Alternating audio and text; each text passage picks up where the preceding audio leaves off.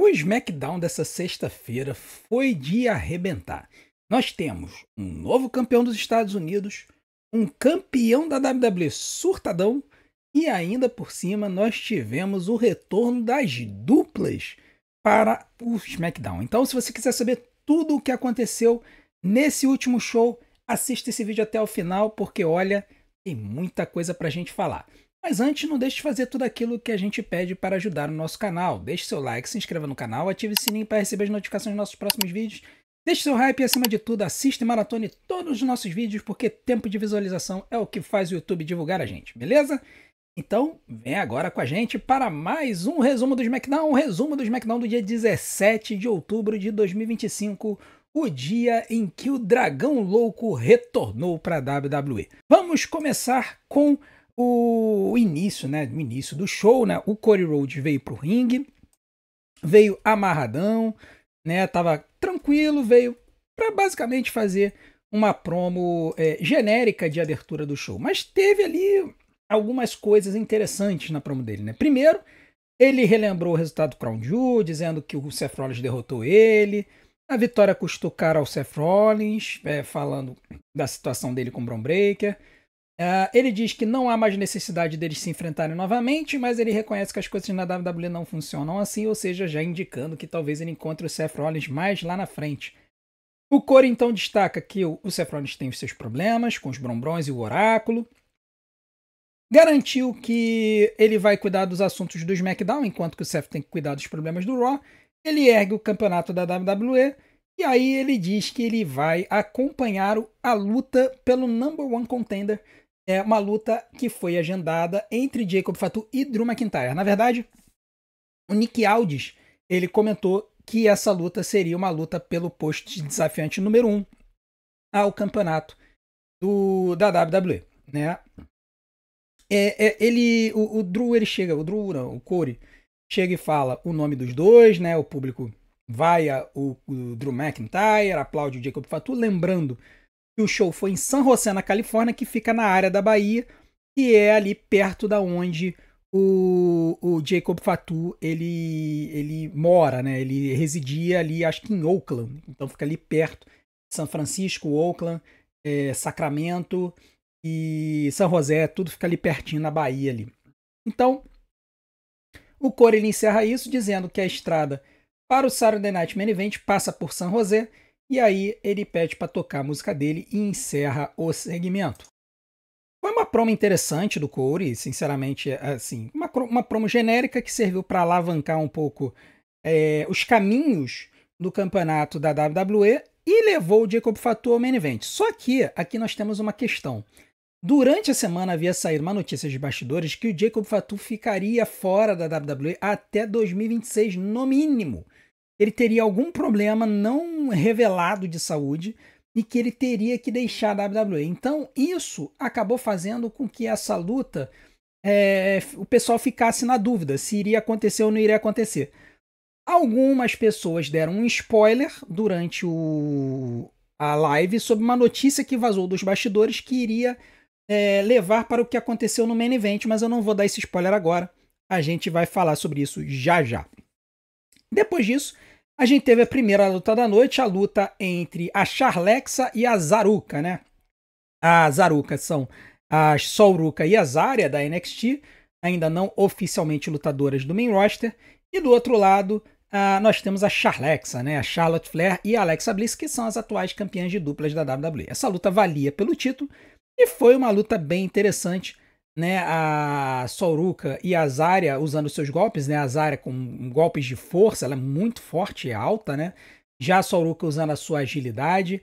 A Charlotte Flair também voou bastante durante a luta, principalmente depois do hot tag. Ela tirou esse golpe aí do nada, né? Que é o Boston Crab à la Walls of Jericho, né? Um golpe que o Chris Jericho usava. Ela utilizou durante a luta. Mas pro final da luta, a Sol Ruka, ela conseguiu aplicar o finalizador dela, o Soul Snatcher, na Charlotte Flair, mas a Alexa Bliss salvou. E aí as lutadoras foram todas pro lado de fora do ringue, e aí a Sol Ruka, ela acabou sendo atrapalhada pela Blake Monroe. A Blake Monroe chamou a atenção da Sol Ruka, a Sol foi pra cima dela bater boca com ela, falando o que você tá fazendo aqui, que você tá se metendo no meu negócio e tudo mais. E aí a Charlotte Flair veio, atacou a Sol Ruka por trás, atacando o joelho dela com um chop block, né? Que é quando ela dá uma ombrada no joelho da adversária. Ela jogou a Sol Ruka pra dentro do ringue. Mais cedo, a Alexa Bliss tinha mandado um Cannonball na Sol Ruka e na Zarya, tirando a Zarya da jogada. A Charlotte Flair levou a Sol Ruka para dentro do ringue e aplicou o Figure 8. Primeiro ela tentou o Figure 4, a Sol Ruka tentou sair.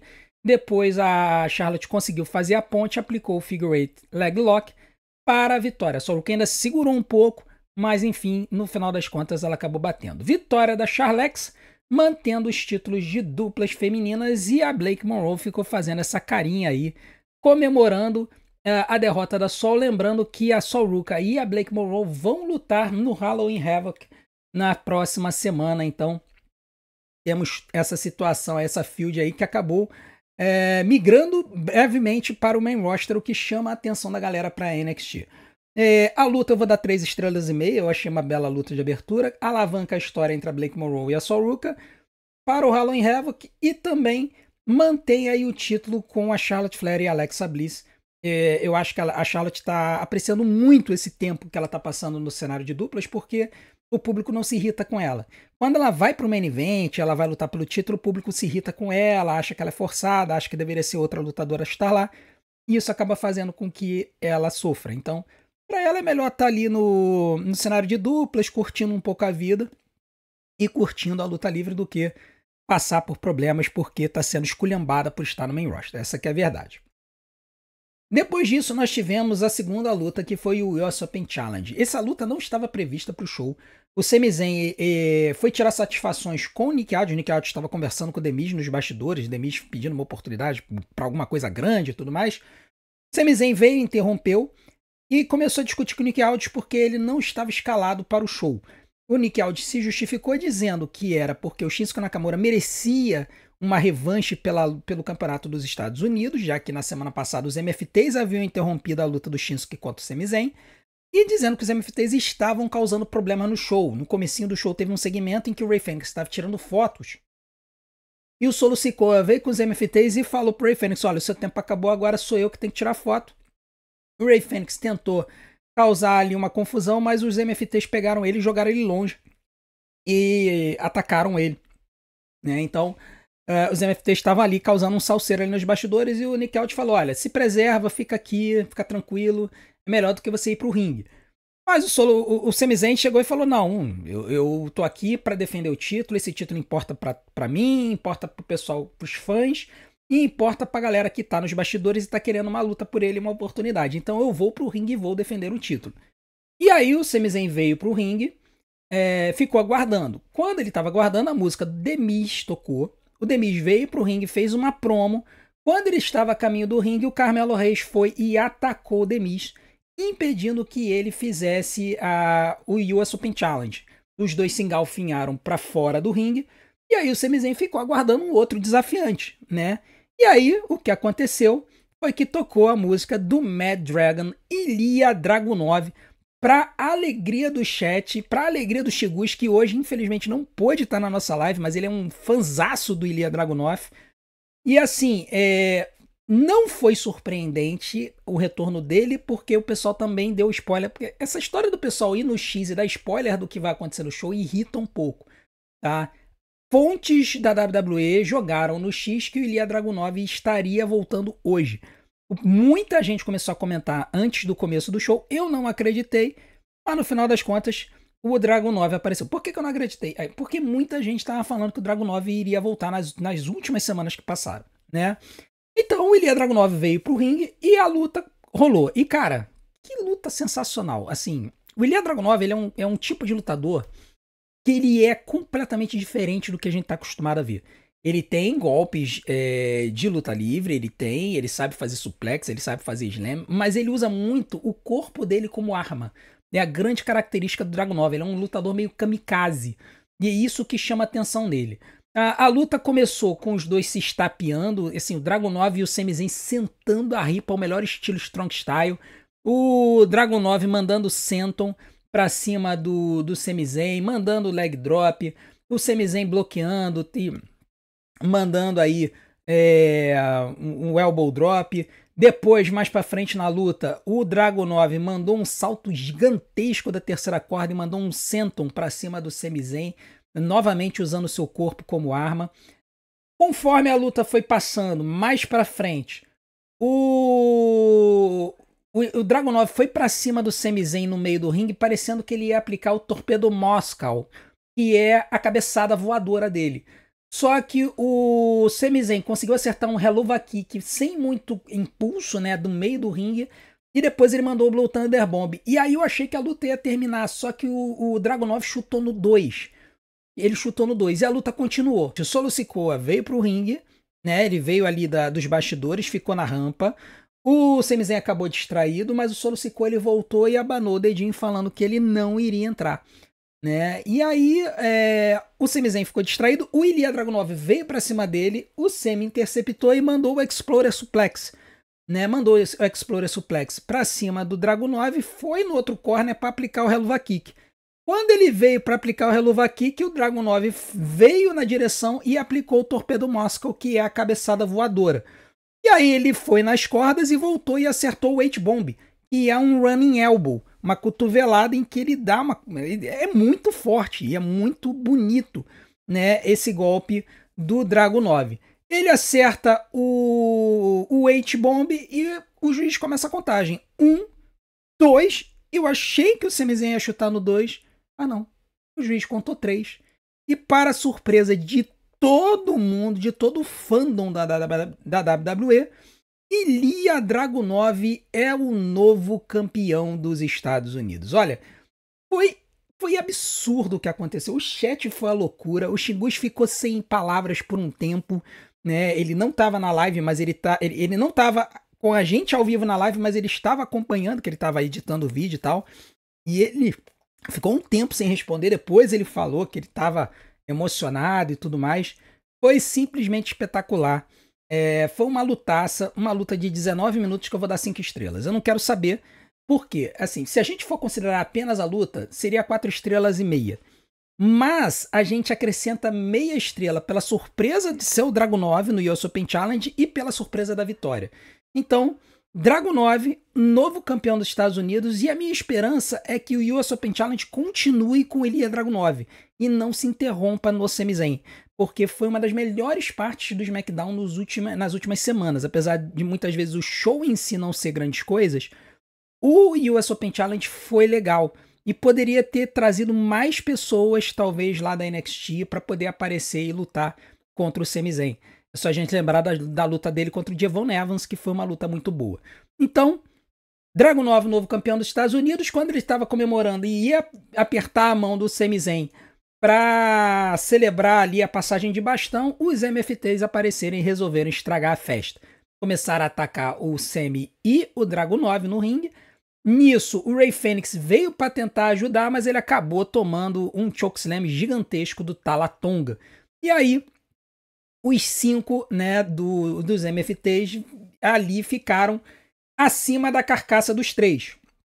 Do Rey Fênix, do Dragunov e do Sami Zayn. Só que nisso que eles estavam no ringue, a gente achava que o segmento tinha terminado, as luzes da arena se apagaram e aí apareceram do nada os Wyatt Six, que são os atuais campeões de duplas. Isso já começa a me indicar uma enorme possibilidade da gente ter uma luta de Survivor Series sendo preparada entre esses dois grupos. Podendo ser um War Games ou podendo ser uma luta simples de Survivor Series de eliminação. Não necessariamente essa luta precisa ser um War Games. Eles podem fazer o War Games, de repente com a galera do Main Event, e para esses grupos aí eles fazerem uma luta simples de eliminação de Survivor Series, tá? E aí, nesse caso, como o Wyatt Six tem basicamente 3 lutadores, né? Se eles resolverem botar o Eric Rowan no ringue, eu colocaria, além desses 3, o Sami Zayn e o próprio Ilya Dragunov. Se eles resolverem tirar o Eric Rowan, dá pra colocar o Sami Zayn, o Dragunov e o Shinsuke Nakamura, que foi atacado na semana passada. Tá? Então, assim, tem inúmeras possibilidades de terem lutas de Survivor Series aí envolvendo esses lutadores. O Rey Fênix pode até entrar na história também. Vamos ver o que a WWE vai aprontar, o que eles vão fazer. Ou se eles vão manter apenas um cenário de uma luta pelo campeonato de duplas, o que faria com que no futuro os títulos migrassem para os MFTs, de repente com o Solo Sikoa se tornando campeão dos Estados Unidos de novo e 2 lutadores dos MFTs se tornando campeões de duplas. Se eu tivesse que dizer quem seria, eu diria que Tamatonga e Talatonga seriam os meus favoritos para serem os duplistas vencedores do título. Bom, depois disso a gente teve um segmento interessante, eu não coloquei a foto aqui, mas foi um segmento de bastidores com o Aleister Black e a Zelina Vega, aonde basicamente eles disseram que era tudo planejado, que a união deles era planejada desde o começo. Lembrando que os dois são casados na vida real e eles resolveram trazer esse relacionamento para frente das câmeras. A WWE tem feito muito isso ultimamente. Fizeram isso com o CM Punk e a AJ Lee, fizeram com a Becky Lynch e o Seth Rollins e agora estão fazendo com o Aleister Black e a Zelina Vega. E a Zelina Vega, na promo dela como Rio ao lado do Aleister Black, com uma cobra enrolada em volta dela, conseguiu ter mais brilho e mais aura do que toda a jornada dela como campeã dos Estados Unidos e como face. Foi simplesmente maravilhoso ver a Zelina Vega daquele jeito. Vamos ver como é que isso vai transparecer para frente das câmeras e qual vai ser o alvo do Aleister Black, se ele de repente vai vir para o cenário dos Estados Unidos, vai se manter nesse cenário ou se ele de repente vai escalar e ir para o cenário do Campeonato Mundial. Sendo que tem um outro detalhe que durante a promo eles falaram uma frase e não tem tradução para o português, porque eles usaram um sinônimo, tá? Mas indica talvez o surgimento de uma nova stable na WWE, aonde eu acho que é a Zelina, que ela chega e fala o seguinte: Venom isn't poison, but salvation. E aí por que ficou ruim a tradução para o português? Porque Venom e Poison é veneno, tá? É a mesma coisa. Sendo que Venom pode ser traduzido também como peçonha, a peçonha da cobra, né, especificamente. Então, a peçonha da cobra não é veneno, mas é a salvação. E aí o nome Venom, da forma como foi destacada, me indica que esse pode ser o nome de uma nova stable do Aleister Black, Venom.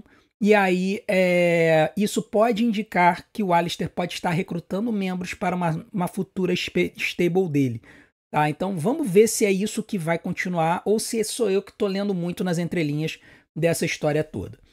Depois disso a gente teve a terceira luta da noite e essa luta foi interessante. Foi o ressurgimento da divisão de duplas original da WWE que a gente viu, a divisão de duplas do SmackDown que a gente viu ao longo do ano todo. Né? Eu estava criticando muito recentemente a WWE porque eles sumiram com a divisão de duplas para manter a história nos White Six e agora nos MFTs. Porém, nós tivemos um segmento no começo do show onde os Motor City Machine Guns estavam comemorando o fato de estarem há 1 ano na WWE. Aliás, o nosso canal também estava comemorando, porque ontem foi o aniversário de 8 meses do nosso canal. Nosso primeiro vídeo foi ao ar no dia 17 de fevereiro desse ano. E juntamente quando eles estavam comemorando e tudo mais, apareceram os Los Garza, que foi a dupla de quem o Motor City Machine Guns ganhou na primeira luta deles na WWE. E aí o grupo bateu boca e tudo mais, o Motor City Machine Guns desafiou os Los Garza para uma luta e eles aceitaram. Tá? Então nós tivemos essa luta entre duas duplas originais aí da divisão que carregou o SmackDown ao longo do ano. E foi uma bela luta, como a gente já poderia ter imaginado. Várias combinações de golpes, tanto dos Los Garza quanto dos Motor City Machine Guns. Chris Sabin voando. Depois, Motor City Machine Guns tentando estraçalhar ali com o Burton. Nós tivemos esse golpe dos Los Garza eu acho muito bonito, que é um Gory Bomb Blockbuster, né? O Gory Bomb é essa parte do golpe aqui, né? Que era um golpe que foi criado pelo Gory Guerreiro, né? Patriarca da família dos Guerreiro. E aí o Burton vem e faz um springboard blockbuster puxando o adversário e jogando ele de cara no chão. Um golpe muito bonito e muito plástico. Tá? Os Los Garza tiveram uma vantagem momentânea, mas depois o Morricone e Machine Guns conseguiram a vantagem e eles cercaram o Angel dentro do ringue, fizeram tag e conseguiram aplicar o Skull and Bones, que é o finalizador deles, para 3. Então, vitória do Morricone e Machine Guns. Eu achava, como o Santos Escobar assinou de volta com a WWE recentemente, o contrato dele venceu e aí dois dias depois ele assinou, eu achei que o Santos Escobar ia aparecer para interferir na luta. Até porque quando os Los Garza foram apresentados pelo anunciante, ele disse que eles estavam representando o legado del Fantasma, o que não fazia muito sentido porque o Santos Escobar havia saído da WWE e voltado, a gente não sabe em que circunstância. Então eu achei que o Santos Escobar ia voltar, mas ele não voltou. Vitória do Morricone e Machine Guns. E mais tarde no show teve um outro segmento com um bate-boca entre o Fraction e o DIY nos bastidores. E aí eles marcaram uma luta pra semana que vem. Tá? Então a gente vai ter aí Fraction e DIY lutando semana que vem. Então é interessante ver 4 das duplas que carregaram a divisão de duplas da WWE ao longo do ano, voltando a se engalfinhar e a WWE voltando a investir nessa divisão. Achei muito interessante isso. Por fim, a gente teria a luta entre Jacob Fatu e Drew McIntyre, né? E eu comentei no começo do vídeo que eu não queria dar spoiler do que aconteceu. Pois é, a notícia era, como eu falei, que o Jacob Fatu não lutaria até 2026. E a gente ficou se perguntando como é que ele tá escalado para lutar hoje. A galera que viu os spoilers no X chegou na live e disse que havia sido dito e comentado de que, na verdade, Cody Rhodes e Drew McIntyre se enfrentariam no main event. E aí eu pensei, não, peraí, mas eles anunciaram Jacob Fatu e Drew McIntyre, então deve rolar um ataque. A música do Jacob Fatu chegou a tocar, só que ele não apareceu. E aí aconteceu o que a gente já imaginava. O Jacob Fatu foi atacado nos bastidores. Aliás, eu cheguei a comentar isso durante a live. Aí o pessoal falou, o André conhece o pessoal do Criativo. Eu falei, gente, não é que eu conheço o pessoal do Criativo. A WWE tem padrões. E um dos padrões é, quando eles vão tirar um lutador por muito tempo da televisão, eles fazem com que ele sofra um ataque, né? Jacob Fatu, ele apareceu nos bastidores muito arrebentado. Ele estava caído com uma estante por cima, com dentes caídos no chão e uma poça de sangue. Um negócio meio bizarro, assim, tá? WWE colocando sangue, assim, tudo bem, fake, mas colocaram ali um sangue e uns dentes quebrados, assim, uma coisa que a gente geralmente não vê na WWE ultimamente, não. Os oficiais vieram já ajudar o Jacob Fatu, o Nick Aldis veio e tudo mais, pra ver como é que ele tava. Ele chegou a levantar, mas ele não tava em condições de nada. Nisso tocou a música do Drew, né? A música do Drew McIntyre tocou e ele veio pro ringue. Ele veio pro ringue e exigiu que o juiz se levantasse a mão dele e declarasse o Drew como o novo desafiante número 1 para o título do Cody Rhodes. O Nick Aldis veio e chegou e falou assim, Clara, você tá surtado, eu não vou fazer isso. Se eu descobrir que você atacou o Jacob Fatu, você vai ter sérios problemas.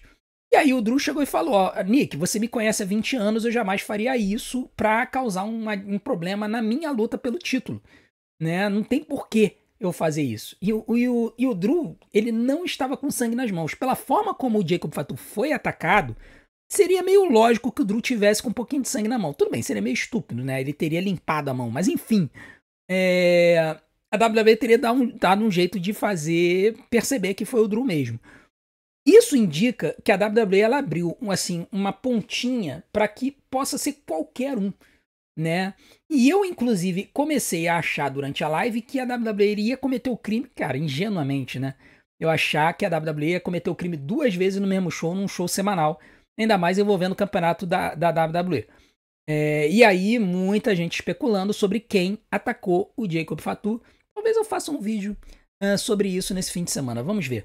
Mas enfim, o Cody Rhodes veio pro ringue e aí ele surtadão desafiou o Drew para uma luta valendo o título ali mesmo, né? Já que ele queria ser o desafiante número 1, o Cody iria lutar com ele. Detalhe, o Cody não estava vestido para lutar, mas lutou vestindo paletó, sapato social e calça, tá? Então os dois começaram a se engalfinhar.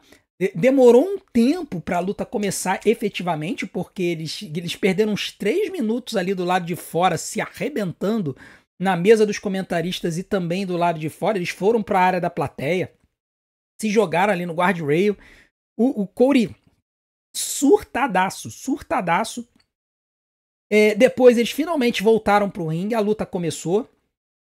O Corey atacando o Drew jogou o Corey pra longe, prendeu ele nas cordas, atacando o braço. O Corey conseguiu revidar, aplicou um Corey Cutter e a luta foi pra fora do ringue. Nisso que a luta foi pra fora do ringue, o Drew conseguiu jogar o Corey por cima da barricada ali perto da região onde fica o Timekeeper, que é o cara que fica ali batendo o sino e que controla o tempo da luta. Nisso, quando o Drew foi pra cima, veio a surpresa. O Cody Rhodes pegou o cinturão e deu na cabeça do Drew, causando a desclassificação. E aí, imediatamente a gente pensou assim, peraí, o Cody Rhodes tá virando heel? Assim, do nada, na seca. A gente ficou sem entender nada. Moral da história, vitória do Drew McIntyre por desclassificação. Ele mantém o posto de desafiante número 1 pelo título.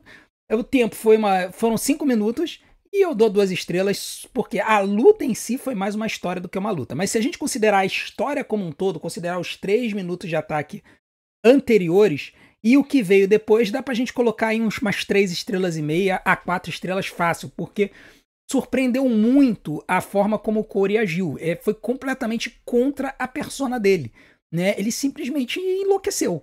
Né? Depois ele tentou aplicar um crossroads no Drew McIntyre na mesa dos comentaristas, mas os oficiais vieram e impediram. E depois, quando os oficiais estavam tirando o Drew da arena, o Cody Rhodes foi e se jogou para cima de todo mundo com um crossbody, um flying crossbody. O Drew acabou sendo eventualmente arrastado pelos oficiais para fora da arena, enquanto que o Cody Rhodes comemorou com a galera, dando aquela farmada básica de aura no ringue. Tá?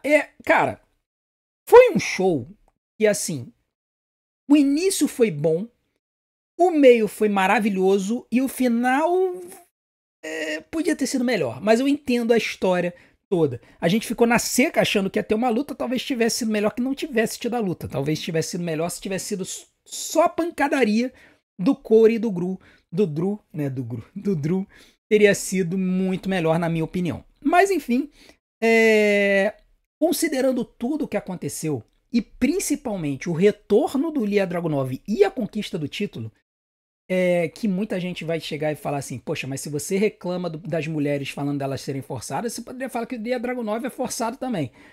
Aí a gente entra naquelas argumentações do forçado e tudo mais. Se vocês não viram o vídeo da Stephanie Vaquer, ou da Vaquer, vocês escolhem a pronúncia, lá nos Estados Unidos é Vaquer. Eu vou colocar um card aqui com esse vídeo que fala das minhas definições de lutador forçado, tá? Cara, a vitória foi surpreendente e o Ilya Dragunov é muito bom no ringue. Então vai ser legal ver ele de volta. Vamos ver se ele consegue se manter saudável. A nota pro show pra mim é altíssima, porque teve essa situação no show que, se vocês olharem as reações da galera na gringa, todo mundo surtou. A gente surtou aqui, o Mike surtou na live dele, todo mundo surtou, né? Então eu vou dar 9,5, porque foi um show muito legal e que teve esse momento icônico, que foi o retorno e a conquista do Ilya Dragunov. Vamos ver o que a WWE vai fazer com essa história. Eu vou fazer para esse fim de semana um Sincerão do Dia especificamente do Ilya Dragunov. E eu vou fazer hoje de noite um videozinho falando sobre a Division. Vai ser um Sincerão do Dia específico da Division. Eu vou comentar um pouquinho, fazer um fantasy booking ali. Vai ser um bate-papo especificamente sobre o que aconteceu na segunda. Mas amanhã certamente deve ir pro ar um Sincerão do Dia especificamente do Ilya Dragunov e dessa vitória. Bom, 9,5. Eu acho que é uma nota mais do que justa. Foi um showzaço. Só não foi perfeito porque o final poderia ter sido melhor. Tá bom? Bom, essa foi a minha nota e essas foram as minhas opiniões. Agora eu quero saber a opinião de vocês. Coloque aqui nos comentários as suas opiniões sobre o show e sobre os eventos que se deram nesse show. Lembra de colocar apenas um comentário por evento, senão eu não vou ler. Se você chegar e fizer um textão com tudo o que você achou do show, eu não vou ler. Porque eu abordo sempre um tópico de cada vez no Sincerão da galera. Então, coloque um tópico por comentário para que você tenha a chance de aparecer no Sincerão da galera. Eu devo colocar o Sincerão da galera amanhã. Do jeito que o canal tá fluindo, eu tô conseguindo colocar mais de um vídeo por dia no canal. Então dá pra eu fazer o Sincerão da galera 2 vezes na semana. Então se você quiser aparecer no vídeo de amanhã, coloque seus comentários hoje e amanhã a gente vai conversar, beleza? Muito obrigado pela audiência de vocês. Estamos com quase 7.600 inscritos aqui no canal. Se você ainda não se inscreveu, se inscreva. A gente quer chegar a 10 mil até o final do ano, até o dia 31 de dezembro. Eu conto com vocês para isso. Muito obrigado por tudo. Vou deixar algumas opções de vídeos aqui na tela para vocês, para que vocês nos ajudem assistindo e maratonando os nossos vídeos, porque tempo de visualização é o que faz o YouTube divulgar a gente. Muito obrigado por tudo. A gente se vê do outro lado. Um grande abraço, um bom fim de semana. Até a próxima.